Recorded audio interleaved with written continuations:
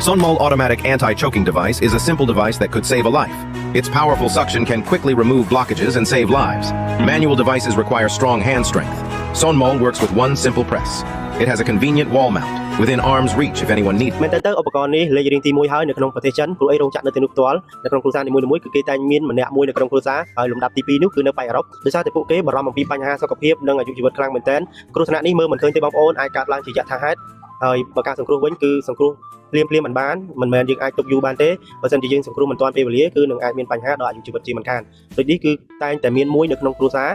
ឬក៏នៅក្នុងសហគមន៍មួយគេតែងតែមានមួយក្នុងសាលារៀនមួយគេមានមួយអញ្ចឹងណាគេហៅថា first aid ឬក៏ឧបករណ៍សង្គ្រោះបឋមបងប្អូនខ្មែរយើងដែលមានលទ្ធភាពគួរតែមានវាមួយនៅក្នុងផ្ទះដើម្បីទៅការពារផងដែរព្រោះមានការធានាពីក្រុមហ៊ុនរក្សាទុករយៈពេលយ៉ាងហោចណាស់5ឆ្នាំ